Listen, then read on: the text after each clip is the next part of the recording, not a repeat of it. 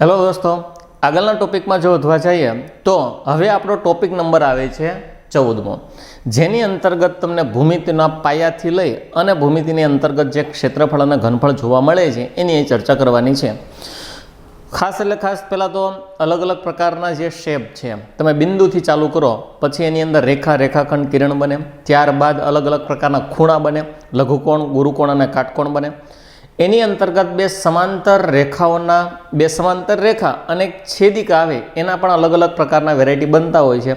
For example યુગ્મકોણ બને, અનુકોણ બને, અભિકોણ બને, ત્યારબાદ અંતઃકોણ બને છે. ત્યારબાદ જોવા જઈએ તો જોડના આધારે પાછા પ્રકાર પડે 3. એક કોટિકોણ બને, પૂરક કોણ બને અને એક એકરૂપ ખૂણા બને. ત્યારબાદ જોવા જઈએ તો અલગ અલગ પ્રકારના ત્રિકોણના પ્રકાર આવશે. ત્યારબાદ જોવા જઈએ તો ચતુષ્કોણના અલગ અલગ પ્રકાર આવે, જેની અંદર તમે સમાંતર બાજુ ચતુષ્કોણ, સમભુજ ચતુષ્કોણ, સમલંબ ચતુષ્કોણ, ચોરસ, લંબચોરસ આ બધી અંગેની ચર્ચા કરો છો.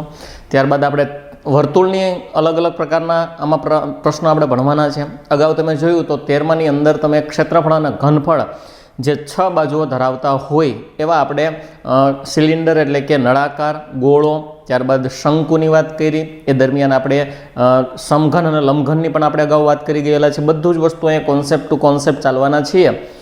તો અહીંયા આપણે એવું થોડુંક અમથું માની લઈશું ભાઈ તમારું બેઝિક આખું ક્લિયર છે.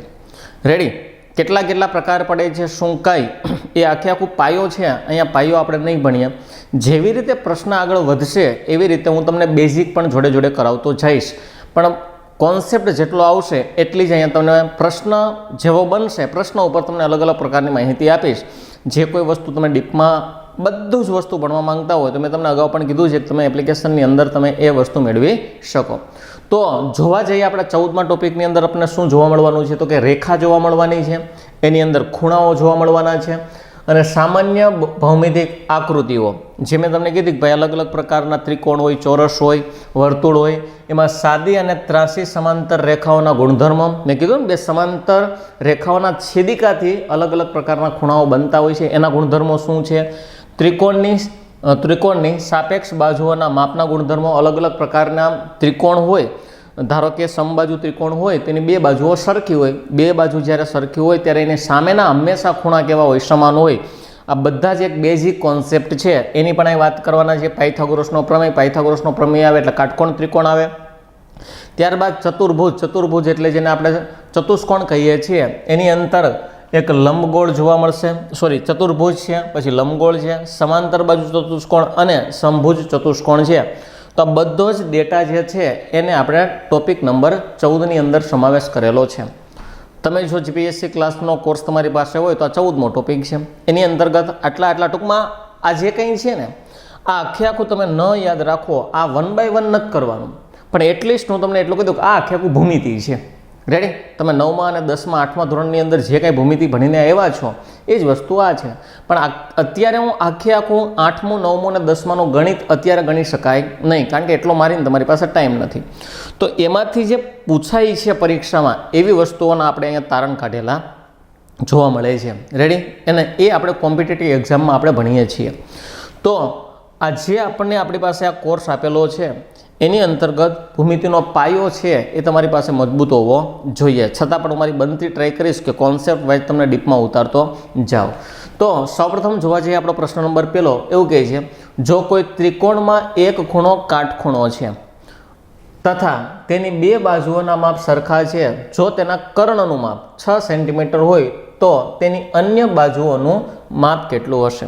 હવે કોન્સેપ્ટમાં તમે એક વસ્તુ વિચારો કે ભાઈ મને એક ખૂણો કાટખૂણો એટલે ત્રિકોણ આપ્યો ને, કાટકોણ ત્રિકોણ આપેલો છે. ફરીથી એકવાર કયો ત્રિકોણ આપેલો છે ભાઈ? કાટકોણ ત્રિકોણ. રેડી? આ કાટકોણ ત્રિકોણ છે અને એમાં 2 બાજુઓના માપ સરખા છે અને કર્ણ જે મને આપેલો છે એનું માપ કેટલું આપ્યું છે? 6 સેન્ટીમીટર.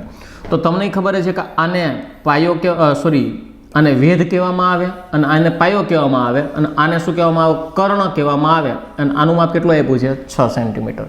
મને બીજી કોઈ વસ્તુનું માપ આપેલું નથી, પણ એટલું જરૂરથી કીધું છે કે ભાઈ 2 બાજુ હોય, એક આ બાજુ અને આ બાજુ, બેયના માપ કેવા છે? સમાન. તો અહીં ધારો કે આ એ છે અને આ પણ શું છે? એ છે. આવો મેં એ ધારી લીધું. તો અન્ય 2 બાજુઓ છે એનું માપ કેટલું હશે આવું આપણને પૂછવામાં આવ્યું, એટલે એની કિંમત મારે ફાઇન્ડ કરવાની છે.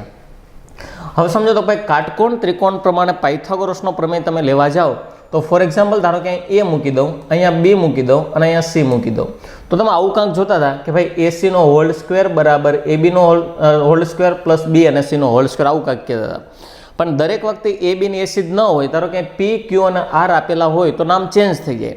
તો આપણે અહીં શું લેવાનું છે, આપણે લઈશું કે ભાઈ કર્ણનો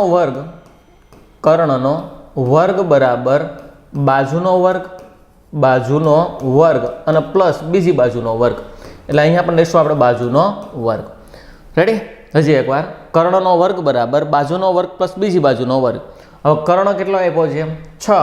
તો અહીંયા 6 મૂકું તો મારો ફાઇનલી 6નો વર્ગ થઈ ગયો 36. એક બાજુ એ અને એનો વર્ગ કરો એટલે એ સ્ક્વેર પછી આવે પ્લસ બીજી બાજુ છે એ અને એનો પણ હું ધારો કે વર્ગ કરવા જઈશ તો એને પણ શું કહેવામાં આવે? એ સ્ક્વેર કહેવામાં આવે. ત્યારબાદ બીજું વિચારો, એ સ્ક્વેર અને પ્લસ એ સ્ક્વેર તો એને કહેવાય 2a સ્ક્વેર. તો 36 ને આ બાજુ લઈ લો, એ બાજુ રહેવા દો તો વાંધો નથી. 36 બરાબર 2a સ્ક્વેર. રેડી? આ બે છે એ શેમાં છે? ગુણાકારમાં. આ સાઈડ આવે તો ભાગાકાર. તો ફાઇનલી 36ના છેદમાં હું 2 મૂકવા જઈશ તો 18 દુને 36 થાય એટલે 18a સ્ક્વેર આવશે. હવે ભૂમિતિમાં તમે આ બધું જ બેઝિકલી ભણ્યા હોય કે ધારો કે આ બાજુ વર્ગ છે, મારે કિંમત કોની ફાઇન્ડ કરવાની છે? એની. જો મારે વર્ગ કાઢવો હોય તો બે બાજુ શું લેવું પડે ભાઈ? વર્ગમૂળ લેવું પડે. તો આ વર્ગમૂળ અને વર્ગ ઉડી જાય એનો મતલબ કે કિંમત કઈ આવી ગઈ? એ બરાબર વર્ગમૂળમાં કેટલા થઈ ગયા? 18. રેડી? હવે 18 ને હું શું કહી શકું? 9 ગુણ્યા 2 કહી શકાય. 9 દુને 18. હવે 9 ને તમે 12 કાઢી શકો, બગડો ન નીકળે, કારણ કે 9નું વર્ગમૂળ નીકળે તો 9નું વર્ગમૂળ કેટલું નીકળે છે ભાઈ? 3. કારણ કે 3 3 9 એટલે 9નું વર્ગમૂળ 3 થાય, પણ 2નું વર્ગમૂળ ન નીકળે એટલે એનું ઇસ્યુ રહેશે વર્ગમૂળમાં 2/2. એટલા માટે તમારી એની જે કિંમત આવવાની છે એ 3 વર્ગમૂળમાં 2 આવવાની છે.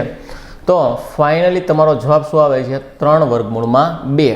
આ બી ઓપ્શન આપણો આવશે. રેડી? આ ઇઝી જ કોન્સેપ્ટ છે, માત્ર તમને પાયથાગોરસના પ્રમેય રિલેટેડ પ્રશ્ન આપેલો છે. આગળના પ્રશ્નની વાત કરવા જાય, જો પી ક્યુ આર અને એસમાં સમાંતર બાજુ ચતુષ્કોણ હોય, ખૂણો પી ક્યુ અને આર બરાબર 125 હોય તો ખૂણો ક્યુ આર એસ મારે ફાઇન્ડ કરવાનો છે.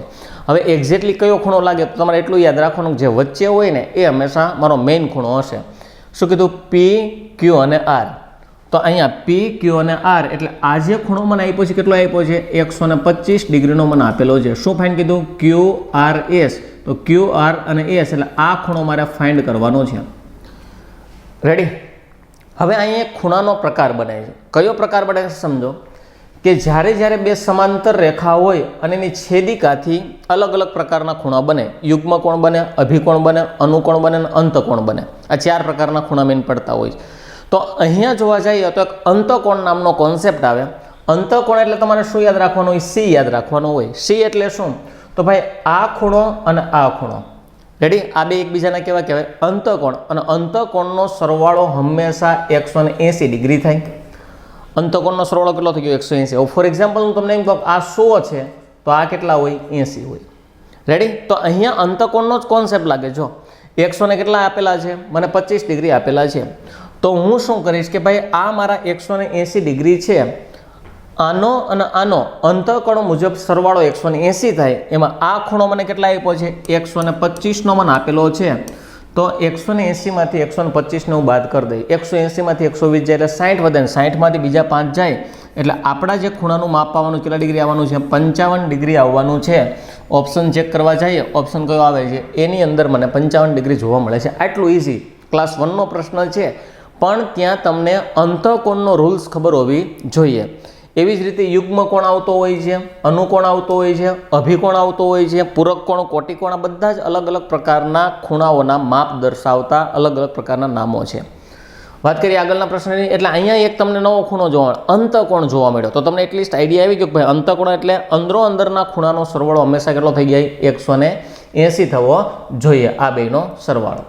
આગળ જે આપણને પ્રશ્ન નંબર આપ્યો છે, પ્રશ્ન નંબર 3, કે નીચેની આકૃતિમાં પી ક્યુ સમાંતર આર એસ. સમાંતર એટલે શું? કે પી ક્યુ જે લાઈન હશે એની એક્ઝેક્ટલી સમાંતર. સમાંતરનો તમને મતલબ ખબર હોવી જોઈએ કે આ બે રેખા એકબીજાની સમાંતર હોય તો બે કોઈ દિવસ એકબીજાને સ્પર્શ થશે નહીં. એને આપણે શું કહીએ છીએ? સમાંતર. રેડી? એટલે અહીંયા મને એક વસ્તુ કીધી કે ભાઈ આપેલી જે આકૃતિ છે એમાં પી ક્યુ અને આર એસ બંને સમાંતર છે. તો ફાઇનલી અહીંયા આપણને એક લાઈન આપેલી છે. આ કઈ લાઈન છે ભાઈ? પી અને ક્યુ છે. રેડી? આ એક લાઈન છે અને આ એક લાઈન છે, બીજી શું છે તો કે આર અને એસ, આ બે કેવી છે? સમાંતર છે. આવી રીતના અલગ અલગ મને આકૃતિ આપેલી, આ એક આકૃતિ આપેલી છે અને અહીંયા કોણ જોવા મળે છે? મને એમ જોવા મળે છે. હવે એને શું શું આપણને પૂછ્યું છે, શું કીધું છે એને આપણે ધ્યાનમાં લઈએ. તો એને એવું કીધું છે કે ભાઈ માપખૂણો PQM બરાબર 100 ડિગ્રી છે. કોણ? PQM. તો પહેલાં હું PQM ને લેવા જાઉં, આ P, આ Q અને M. તો આ જે માપ છે કેટલા ડિગ્રીનું છે ભાઈ? 100 ડિગ્રીનું છે. રેડી? કોન્સેપ્ટને ખાસ સમજો કે આની અંદર શું કહેવા માંગે છે. ત્યારબાદ વિચારો તો ભાઈ SMQ. તો SMQની હું વાત કરવા જાઉં તો એક SM અને Q, એટલે આ ખૂણો છે કેટલા ડિગ્રીનો છે? તો કે 25 ડિગ્રીનો જોવા મળે છે. તો મારે ફાઇન્ડ કરવાનું છે એક RSM, RS અને M, એટલે મારે આ માપખૂણો ફાઇન્ડ કરવાનો છે. રેડી? આવી રીતે મને અલગ અલગ પ્રકારનો કોન્સેપ્ટ આપ્યો છે. હવે સમજો તો આની આકૃતિને હું થોડીક એક વિસ્તૃત સ્વરૂપમાં દોરી નાખું એટલે તમને વધારે આઈડિયા રહે કે ભાઈ આ એક મને અલગ અલગ પ્રકારની શું આપેલી છે? બે આકૃતિઓ અહીંયા તમને જોવા મળે છે. થોડી મોટી આકૃતિને દોરીએ કે જેથી તમને આઈડિયા આવી જાય. રેડી? આ અલગ અલગ પ્રકારની મને શું આપેલી? બે આકૃતિ. એમાં આ ખૂણો આપ્યો કેટલાનો આપ્યો છે? તો કે 100 ડિગ્રી. આ ખૂણો મારે શું કરવાનો? ફાઇન્ડ કરવાનો છે. અને આ ખૂણો મને કેટલાનો આપ્યો? તો કે 25 ડિગ્રીનો આપેલો છે. આટલું માપ મને આપેલું છે. હવે એક સમજો તો કે જ્યારે જ્યારે આપણે ભૂમિતિનો પાયો ભણતા હોઈએ ત્યારે બે સમાંતર રેખાની એક છેદિકા, બે સમાંતર રેખા એટલે શું? આ સમાંતર રેખા છે અને આ છેદિકા એની થાય, બેને સ્પર્શ કરે એટલે એની છેદિકા, છેદે એટલે સ્પર્શ થવું. તો એની અંતર્ગત ઘણા બધા પ્રકારના ખૂણા બનતા હોય છે. તો અહીંયા આપણે એ જ કામ કરીએ કે ભાઈ ધારો કે એક આ સમાંતર રેખા છે, તો આ જે રેખા છે ને થોડી ગમતી હું સ્પ્રેડ કરી દઉં. આ આખી આખી જે રેખા હતી એને મેં શું કરી દીધી? મારે થોડી ગમતી મેં સ્પ્રેડ કરી દીધી. રેડી? એટલે એક કોન્સેપ્ટ મને ખબર પડી કે ભાઈ હવે આ શું થઈ ગયું? બે સમાંતર રેખા થઈ ગઈ. આને તમારે સ્પ્રેડ કરવી હોય તો કરી શકાય. અને આ એની શું થઈ ગઈ ભાઈ? છેદિકા થઈ ગઈ. જો બે સમાંતર રેખા અને આ એની શું છે? છેદિકા. તો જ્યારે બે સમાંતર રેખાના છેદિકાથી બનતા વિવિધ પ્રકારના ખૂણાઓમાં તો અહીંયા એક બીજો ખૂણો બને. એક આ ખૂણો છે અને એક આ ખૂણો છે. આને તમે અનુકોણ કહો છો. કેવા કહો છો ભાઈ? અનુકોણ. અને આ બંને ખૂણાઓના માપ હંમેશા કેવા હોય? સરખા જ હોય. એક સાઈડમાં ઉપર ઉપર, એવી જ રીતે નીચે નીચે, એવી જ રીતે અહીંયા ઉપર ઉપર, એવી જ રીતે અહીંયા નીચે નીચે. તો આ બધા જ ખૂણાઓના માપ કેટલા કેવા હશે? સમાન હશે. રેડી? આવા ટોટલ 4 પ્રકાર બને. જો આ એક જોડી, નીચે 2 જોડી, 3 જોડી અને 4 જોડી. તો તમને પ્રશ્ન એવો પણ પૂછાઈ શકે અને ઘણી બધી પરીક્ષાઓમાં પૂછાઈ ગયો હોય કે ભાઈ બે સમાંતર રેખાઓના છેદિકાથી અનુકોણની કેટલી જોડ બને? તો અનુકોણની જોડ કેટલી બનશે? 4 જોડ બને. રેડી? તો અહીંયા પણ તમને યુગ્મકોણની પૂછવામાં આવે તો યુગ્મકોણની 2 જોડ બને. કઈ કઈ એ પછી આપણે આગળ ક્યારેક ચર્ચા કરશું, ત્યારે એની ડિસ્ક્રિપ્ટિવલી ચર્ચા કરશું જ્યારે ભૂમિતિનો આખું ભણીએ ત્યારે. પણ અહીંયા મને ખબર પડી કે ભાઈ અનુકોણ એટલે શું? કે ઉપર ઉપર, એવી જ રીતે નીચે નીચેના બે કેવા હોય? સમાન. તો અહીંયા પણ હું ધ્યાનમાં લેવા જાઉં કે ભાઈ આ ખૂણો જે છે અને એની સામે એક્ઝેક્ટલી આ ખૂણો જે છે એ અનુકોણના માધ્યમથી બંને કેવા બનશે? સરખા. તો જો આ 100 હોય તો આ પણ કેટલો હશે? તો કે 100. રેડી? એક કોન્સેપ્ટની મને ખબર પડી કે ભાઈ અનુકોણનો ઉપયોગ કરીને મેં મારા માપખૂણો લાવી દીધો. કેટલા ડિગ્રી લાવી દીધો? તો કે 100 ડિગ્રી. હવે આ પ્રશ્ન શોધવા માટે હું આને 2 રીતે ગણી શકું. એક શું ગણી સમજજો? ત્રિકોણ બન્યો અહીંયા એક. આ એક આખો શું બની ગયો? ત્રિકોણ. ત્રિકોણના માપનો સરવાળો હંમેશા કેટલા ડિગ્રી હોય? 180. એ તમને આઈડિયા છે જ. હવે 2 રીતે આને દાખલાને ગણી શકાય. એમાં હું પેટર્ન નંબર પહેલી ફોલો કરી કે ભાઈ ત્રિકોણના બંને ખૂણાના, 3 ખૂણાના માપનો સરવાળો કેટલો થઈ જાય? 180. એમાં ઓલરેડી આ બે માપ મને આપ્યા છે. કેટલા આપ્યા છે? 100 અને 25. તો ફોર એક્ઝામ્પલ ધારો કે હું અહીંયા 125 ને બાદ કરી દઈશ. કેટલા બાદ કરી દઈશ? 125. તો તમને ખબર જ છે કે ભાઈ 180માંથી 120 જાય એટલે 60 વધે, 60માંથી 5 જાય એટલે 55 ડિગ્રી મળે. તો હું કહી શકું કે ભાઈ અંદરનો જે ખૂણો મને મળે છે એ કેટલા ડિગ્રીનો છે? તો કે 55 ડિગ્રીનો અંદરનો ખૂણો મળે છે. રેડી? હવે પાછું વિચારો, અહીંયાથી અહીંયાનું માપ જે હોય એ હંમેશા કેટલું હોય? 180 ડિગ્રી હોય. રેડી? શું કામ? સીધી લાઈન છે, સીધી લાઈનનો અડધો ભાગ હોય હંમેશા કેવો હોય? 180 ડિગ્રી હોય. તો ટોટલ 180 છે અને એમાંથી આ જે માપ આટલો ટુકડો બાદ કરી દો 55 ડિગ્રીનો, તો બાકીનો મને જે મળશે ઓલો ભાગ જ મળશે. તો 180 માં 55 જાય એટલે પાછા કેટલા આવી ગયા? 125 ડિગ્રી આવી ગયેલા છે.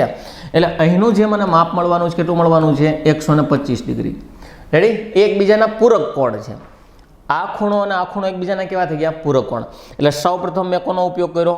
અનુકોણનો ઉપયોગ કર્યો, ત્યારબાદ મેં ત્રિકોણના ત્રણેય ખૂણાના માપના સરવાળાનો ઉપયોગ કર્યો અને ત્યારબાદ મેં પૂરક કોણનો ઉપયોગ કરી અને મારા પ્રશ્નનો આન્સર લાવ્યો. રેડી? હવે આ આખો કોન્સેપ્ટમાં તમે બે રીતે પ્રશ્નને એકની અંદર બે તમારે ગણતરી કરવી પડી. પણ ધારો કે હું બહિષ્કોણના નિયમનો ઉપયોગ કરું, ફરીથી એકવાર કોનો ઉપયોગ કરીશ? બહિષ્કોણ. તો પહેલાં હું બહિષ્કોણને સમજાવું. સમજો. ધારો કે આ એક મને ત્રિકોણ આપેલો છે, તો આ અંતકોણ કહેવાય, અંતકોણ કહેવાય ને અંતકોણ કહેવાય. પણ જો આની હું તમને વાત કરવા જઈશ તો આ એક પ્રકારનો શું થઈ ગયો? બહિષ્કોણ. બહિષ્કોણ એટલે બહારનો ખૂણો. તો હંમેશા યાદ રાખજો કે જ્યારે કોઈ પણ પ્રકારના બહિષ્કોણનું માપ મારે શોધવું હોય ત્યારે બહિષ્કોણનું માપ હંમેશા અંદરના જે પણ ખૂણા હશે, ફરીથી એકવાર, અંદરના જે પણ મને અંતકોણ આપેલા હશે એ બંનેના માપના સરવાળા જેટલું જ હોય. ધારો કે આ 60 હોય અને ધારો કે આ 50 હોય તો બંનેનો સરવાળો કેટલો થઈ ગયો? 110. એનો મતલબ એવો થાય બહિષ્કોણનું માપ કેટલું હશે? 110 ડિગ્રી જ હોય. તો અહીંયા પણ તમે જુઓ તો કે મારે આ ત્રિકોણ છે ને, આ ત્રિકોણનો શું ફાઇન્ડ કરવાનો છે? આટલો બહિષ્કોણ ફાઇન્ડ કરવાનો, બહારનું માપ ફાઇન્ડ કરવાનું. બહારનું માપ એટલે શું? તો કે સામેના બંને માપના સરવાળા જેટલો બહિષ્કોણ થાય. તો અહીંયા 100 છે ને અહીંયા 25 છે, બંનેનો સરવાળો 125 થાય. તો આ ખૂણાનો બહિષ્કોણ જે છે એ 125 ડિગ્રી થાય. તો તમારા પ્રશ્નનો જવાબ શું આવી જશે ભાઈ? સી મારા પ્રશ્નનો ફાઇનલી આન્સર આવી જવાનો છે. તો પહેલી મેથડ મુજબ મેં બે ત્રણ પ્રકારથી દાખલો ગણ્યો કે ભાઈ અલગ અલગ પ્રકારના ખૂણાનો ઉપયોગ કર્યો.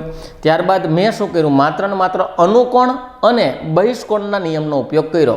અનુકોણના માધ્યમથી 100 મળ્યા અને બહિષ્કોણના માધ્યમથી બેનો સરવાળો કરીને મેં શું મૂકી દીધા? 125. તો તમે અલગ અલગ ભૂમિતિના જે પાયાના ગુણધર્મો છે, એના રૂલ્સ છે, એ અલગ અલગ પ્રકારના તમને નિયમો ખબર હોવી જોઈએ. આગળના પ્રશ્નની વાત કરીએ કે ભાઈ 5 સેન્ટીમીટર ત્રિજ્યાવાળા વર્તુળની જીવા કેન્દ્રથી 3 સેન્ટીમીટર દૂર આવેલ હોય તો જીવાની લંબાઈ કેટલી હશે? હવે એક વસ્તુ વિચારો તો ત્રિકોણ આવડે, વર્તુળ આવે એટલે તમને એની અંદર ત્રિજ્યા કોને કહેવાય, વ્યાસ કોને કહેવાય, જીવા કોને કહેવાય, એની અંદર અંત પરિકેન્દ્ર, અંતકેન્દ્ર આવું બધું બનતું હોય છે. તો બધા જ વસ્તુનો તમને આઈડિયા હોવો જોઈએ, કારણ કે આપણે ક્લાસ 1ની તૈયારી કરી રહ્યા છીએ અને ક્યારે શું પૂછાય એ આપણને એક્ઝેક્ટલી આઈડિયા હોતો નથી. પણ અહીંયા જો ધારો કે આપણે એક કામ કરીએ કે ભાઈ એક આપણને વર્તુળ કીધું છે તો એક વર્તુળ દોરી લઈએ. આ એક શું છે? આપણી પાસે વર્તુળ છે. હવે એને શું કીધું કે 5 સેન્ટીમીટર ત્રિજ્યા, એટલે આ જે કોઈ વર્તુળ હશે એની ત્રિજ્યા કેટલી હશે? તો કે 5. તો પહેલાં વિચારો ત્રિજ્યા એટલે શું? તો વર્તુળના કેન્દ્રમાંથી ગમે તે એક સાઈડ, ગમે તે બાજુએ, આને તમે ત્રિજ્યા કહી શકો, આને તમે ત્રિજ્યા કહી શકો, આને તમે ત્રિજ્યા કહી શકો અને આને પણ આપણે શું કહી શકશું? ત્રિજ્યા. તો વર્તુળના કેન્દ્રમાંથી કોઈ પણ વર્તુળના બિંદુ ઉપર આવેલા કોઈ પણ બિંદુને, વર્તુળના બોર્ડર ઉપર કોઈ પણ આવેલા બિંદુઓને જ્યારે જોડવામાં આવે ત્યારે એક શું બનતી હોય છે? ત્રિજ્યા બનતી હોય છે. તો વર્તુળના કેન્દ્રમાંથી વર્તુળ પર આવેલા બિંદુઓના જે રેખાખંડ નિશ્ચિત થાય એને આપણે એને આપણે ત્રિજ્યા કહીએ છીએ. તો સૌપ્રથમ વિચારો તો ભાઈ 5 સેન્ટીમીટર ત્રિજ્યાવાળા વર્તુળની એક જીવા છે અને કેન્દ્રથી કેટલી દૂર આવેલી છે? 3 સેન્ટીમીટર. તો આ મારું કેન્દ્ર છે અને એનાથી 3 સેન્ટીમીટર દૂર આ જે માપ છે આ મારી જીવા થઈ ગઈ. એટલે દૂર કેટલી આવેલી છે ભાઈ? 3 સેન્ટીમીટર. આ 3 દૂર આવેલી છે. રેડી? આ એક માપ મને મળ્યું કે ભાઈ 3 સેન્ટીમીટર શું છે? દૂર છે. હવે વિચારો તો ધારો કે કેન્દ્રમાંથી હું આને અહીંયા જોઈન્ટ કરી દો તો આ એક પ્રકારનું શું છે મારું? એ મારી એક પ્રકારની જીવા ત્રિજ્યા જ છે. અને ત્રિજ્યા કેટલી છે? મને 5 મને આપેલી છે. તો આપણને શું પૂછવામાં આવ્યું? તો જીવાની લંબાઈ શોધો. હવે તમે વિચારો આ એક પ્રકારનો કાટકોણ ત્રિકોણ બને છે અને કાટકોણ ત્રિકોણની અંદર આ કર્ણ થાય અને આ બે શું થઈ જાય? બાજુઓ. તો જો હું કર્ણમાંથી આ બાજુનું માપ ફાઇન્ડ કરી લઉં, બાદ કરી દઉં તો મને ઓલરેડી આ બાજુનું માપ મળી જશે. રેડી? પણ એ કેવું મળશે? મને એક્ઝેક્ટલી અડધું જ મળશે. આ બાજુ અડધું હોય, બાકીનું સામે પણ હોય. તો પાછું વિચારો, કર્ણનો વર્ગ કેટલો છે ભાઈ? 25 માઇનસ આ બાજુનો વર્ગ, 3નો વર્ગ કેટલો થઈ ગયો? 9 બરાબર શું થાય? મને બીજી બાજુનો વર્ગ મળે. રેડી? આનો વર્ગ માઇનસ આનો વર્ગ એટલે આનો વર્ગ મળે. હવે થોડુંક શોર્ટકટલી ચાલવાનું. 25માંથી 9 જાય એટલે કેટલા વધ્યા? 16. 16 બરાબર શું થઈ ગયા? a². તો એની કિંમત મને મળવાની છે કેટલી મળવાની છે? 4 મળવાની છે, કારણ કે 4નો વર્ગ કેટલો થઈ ગયો? 16. રેડી? તો પાછું વિચારો, જો આનું માપ 4 હોય તો અહીંયા પણ કેટલું હશે? 4. તો આખી હું જીવાનું માપ ફાઇન્ડ કરવા જઈશ એટલે મને કેટલું મળવાનું છે? 8 સેન્ટીમીટર મારું માપ મળવાનું છે. તો આપણા પ્રશ્નનો જે જવાબ આવવાનો છે કેટલા સેન્ટીમીટર આવવાનો છે? 8 સેન્ટીમીટર આપણા પ્રશ્નનો ફાઇનલી જવાબ આવે છે. Option number C. આગળ આપ્યું છે કે ભાઈ એક લંબચોરસની પરિમિતિ 92 મીટર છે, જો તેની પહોળાઈ કરતાં તેની લંબાઈ 6 મીટર જેટલી વધારે હોય તો તે લંબચોરસનું ક્ષેત્રફળ કેટલું હશે? હવે એક વસ્તુ વિચારો, ધારો કે કોઈ પણ પ્રકારનું લંબચોરસ હોય એના ક્ષેત્રફળ, આને તમે શું કહો છો લંબાઈ અને આને શું કહો છો પહોળાઈ, તો આપણે આવું કાંઈક વિચારીએ ભાઈ ક્ષેત્રફળ બરાબર લંબાઈ ગુણ્યા પહોળાઈ. પણ અહીંયા એક્ઝેક્ટલી મને કોઈ માપ લંબાઈનું અને પહોળાઈનું ન થાય, પણ પરિમિતિ મને આપી છે. તો પરિમિતિ એટલે શું? તો અહીં લખું છું ભાઈ પરિમિતિ કેટલી આપેલી છે મને? 92 મીટરની આપેલી છે. રેડી? પણ એને અહીંયાથી એક આપ્યું, જો તેની લંબાઈ તેની પહોળાઈ કરતાં જો તેની પહોળાઈ કરતાં તેની લંબાઈ 6 મીટર જેટલી વધારે હોય, આટલું એક પાછું વાંચે. એને શું કીધું છે કે આ જે છે ને તમારી લંબાઈ છે, આ બે શું છે લંબાઈ, અને આ શું તમને જોવા મળે છે? તમને પહોળાઈ જોવા મળે છે. રેડી? તો આ જે પહોળાઈ છે એના કરતાં આનું માપ જે છે ને 6 મીટર વધારે છે. ફરી દેવાય, કેટલા મીટર વધારે છે? 6. હવે અહીં કંઈ પરિમિતિનું સૂત્ર ન મૂકતા તમે મૂકી શકો ભાઈ 2 કૌંસમાં L + B આવું મૂકી શકો. મારે આવું કંઈ કોન્સેપ્ટ નથી જવું, પછી x મૂકવો પડશે ને ઘણી બધી પ્રોસેસ થાય છે. પણ હું એક તમારી કોઠા સૂત્રથી ચાલુ કે જો આના 6 મીટર વધારે હોય તો ઓબ્વિયસલી આના પણ 6 મીટર કેવા હશે ભાઈ? વધારે જ હશે. શું કામ? કારણ કે લંબચોરસ એટલે સામસામેની બાજુના માપ હંમેશા કેવા હોય? સમાન. રેડી? હું તમને એમ કહું મારા કરતાં તમારી પાસે 6 રૂપિયા વધારે છે, તો હું તમને તમારા 6 રૂપિયા આપી દઉં વધારાની વસ્તુ, પછી તો આપણે બેની રકમ સરખી થઈ જાય. રેડી? ધારો કે 26 રૂપિયા છે, 26 રૂપિયા, અને એમાં મેં કીધું ભાઈ તમને 6 રૂપિયા વધારે મળવાના છે, તો એ 26માંથી હું 6 રૂપિયા તમને હું સાઈડમાં આપી દઉં, ભલે તમારા વધારાની રકમ, તો બાકીના 20 વહી જાય એ તો પછી સરખા વેચી શકાય. તો 10 મને મળે અને 10 તમને મળે, અને પાછા ઓલા 16 રૂપિયા તમે 6 રૂપિયા કાઢ્યા તેને પાછા એડ કરી દો, તો 10 મારી પાસે 16 તમારી પાસે, મારા કરતાં 6 રૂપિયા વધારે થઈ ગયા. તો બસ આટલી નીતિનો ઉપયોગ કરો, આટલા કોન્સેપ્ટનો ઉપયોગ કરો માઇન્ડનો, એટલે પણ તમને ખબર પડી જાય. તો વિચારો આના કેટલા વધારે છે? 6 મીટર. તો ઓબ્વિયસલી આના પણ કેટલા વધારે હોય? 6 મીટર જ વધારે હોય. તો ટોટલ 6 આના અને 6 આના. ફોર એક્ઝામ્પલ હું આમાંથી 12 મીટર કેવું હતું? વધારાની વસ્તુ.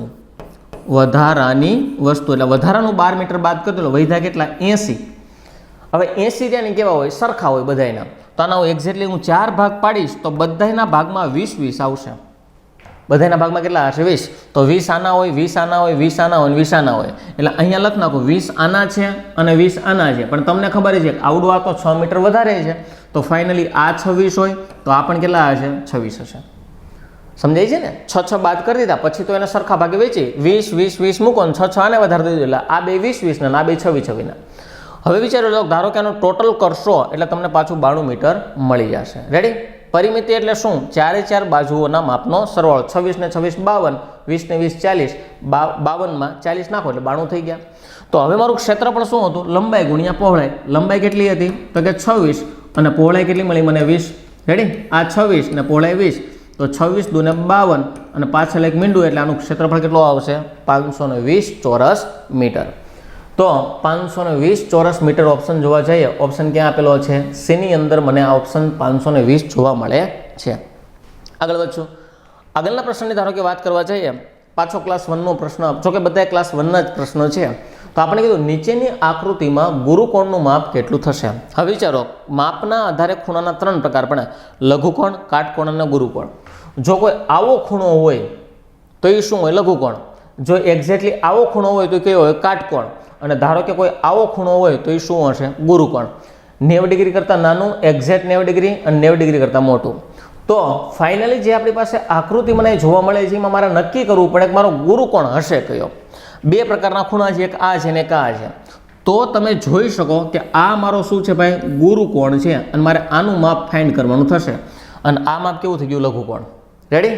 એક કોન્સેપ્ટ તમને ખબર પડી, મારે ગમે એમ કરીને આનું માપ ફાઇન્ડ કરવાનું. નંબર 2 વિચારો કે ભાઈ પૂરક કોણના આધારે, પૂરક કોણના રેખિક જોડ અને પૂરક કોણ બંને વસ્તુ એક સેવી છે, પણ થોડો માઇનોર ડિફરન્સ છે. પૂરક કોણ એટલે કોઈ પણ 2 માપના સરવાળો 180 થાય. રેખિક કોણ એટલે શું? બધા જ જે ખૂણા આપેલા હોય. રેખિક કોણનો એક કોન્સેપ્ટ વિચારો ને, ધારો કે હું એમ કહું અહીંયા જે 2 ખૂણા છે એનો માપ શું થઈ ગયો? 180. પણ રેખિક કોણ એટલે શું ભાઈ? અલગ અલગ પ્રકારના ભાગ ગમે એટલા પડ્યા હોય, આ બધાનો સરવાળો કેટલો થઈ જાય? 180 થાય.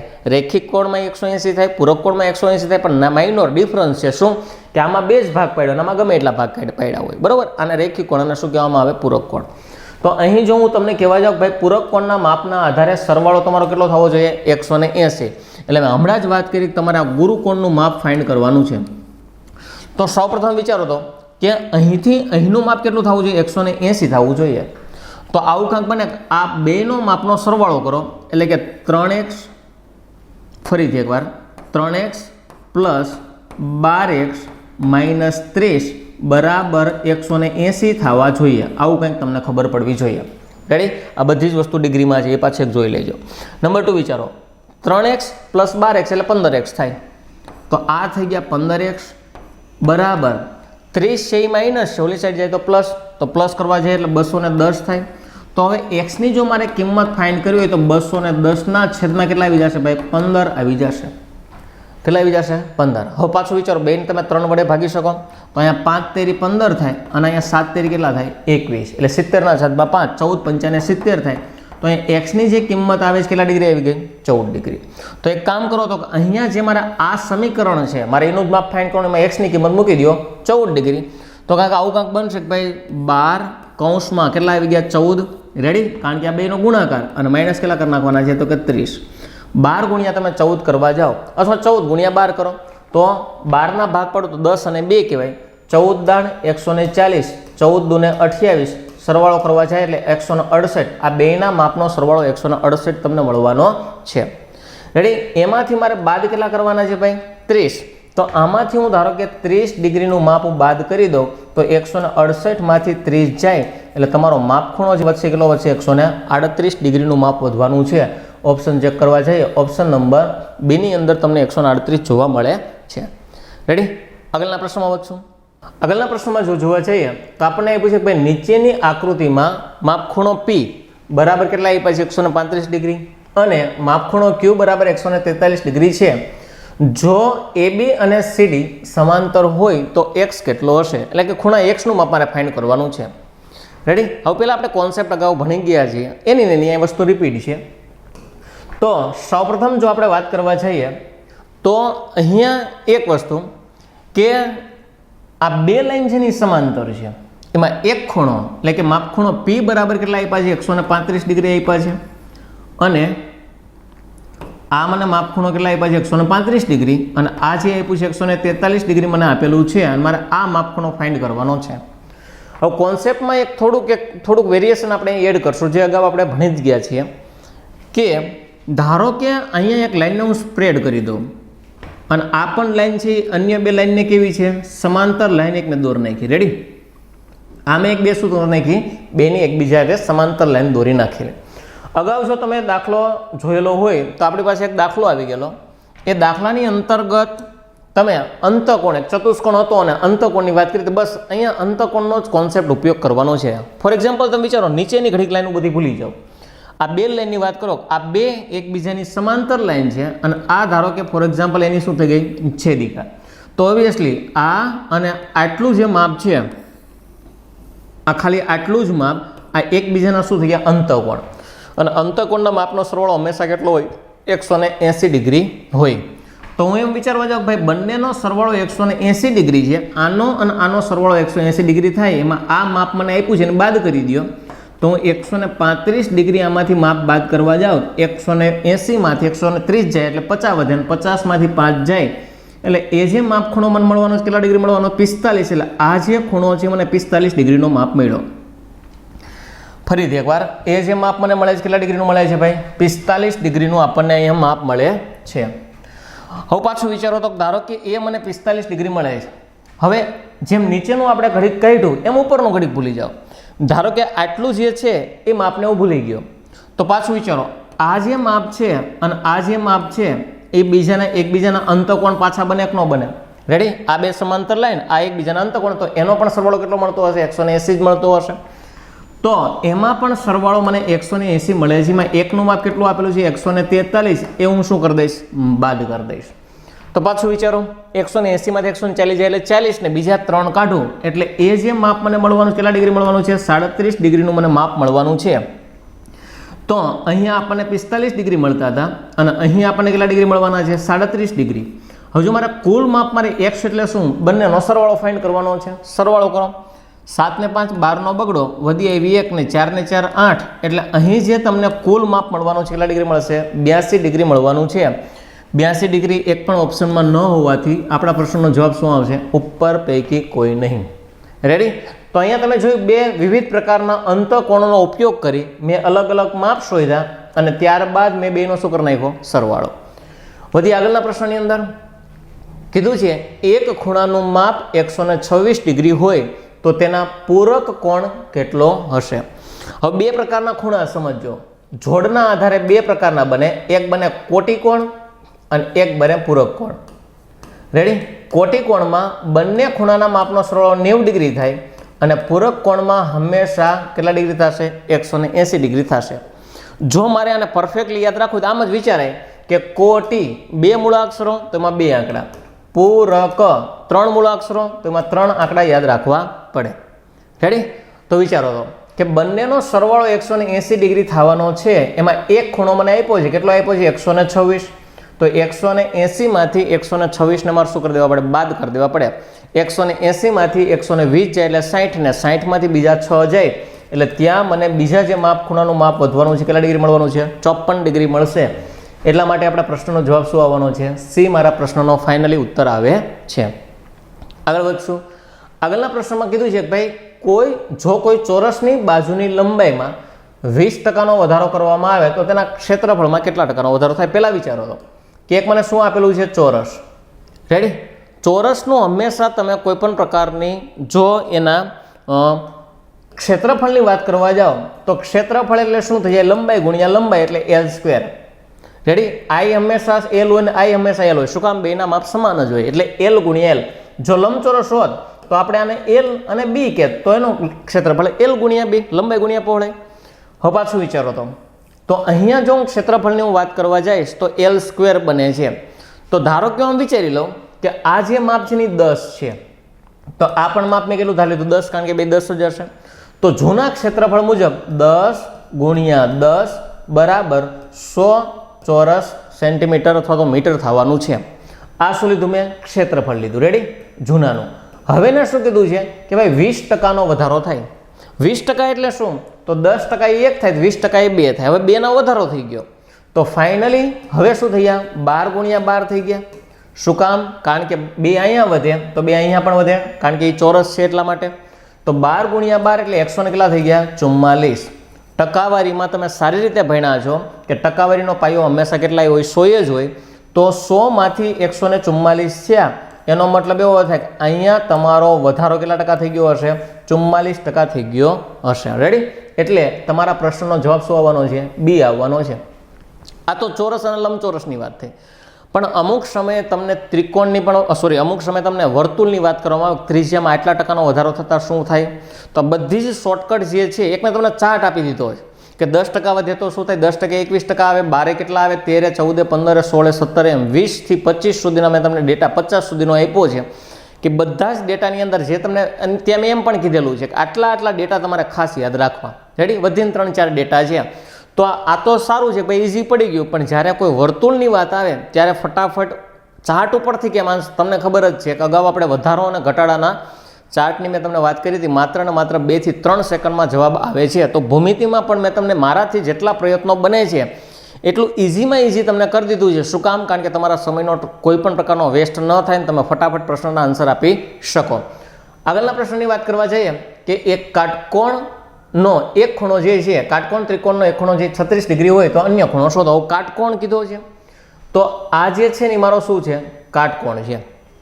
એમાં ગમે એક ખૂણો આ કે આ, ધારો કે હું આ લઈ લઉં, આ કેટલા ડિગ્રી આપ્યો છે? 36 ડિગ્રી. અને તમને એક્ઝેક્ટલી આઈડિયા છે તે આ તો 90 ડિગ્રી હોય. કેટલા ડિગ્રી હશે? 90. પાછું વિચારો, ત્રણેય ખૂણાના માપનો સરવાળો હંમેશા કેટલો થઈ ગયો? 180 ડિગ્રી થવાનો છે. તો આ 90 છે અને આ 36 છે, તો આ બે થઈને સરવાળો કરવા જાય છે એટલે 126 ડિગ્રી થવાના છે. ફરી કેટલા થવાના છે? 126. શું કામ? કારણ કે ત્રિકોણના ત્રણેય ખૂણાનો સરવાળો 180 થાય. એમાં બેનો સરવાળો હું બાદ કરી દઉં 126 ડિગ્રી. તો 126 બાદ કરશો એટલે ફાઇનલી 180 માંથી 120 જાય એટલે 60 ને 60 માંથી બીજા 6 જાય એટલે આપણા ખૂણાનું જે માપ વધવાનું કેટલા ડિગ્રી વધવાનું છે? 54 ડિગ્રી વધવાનું છે.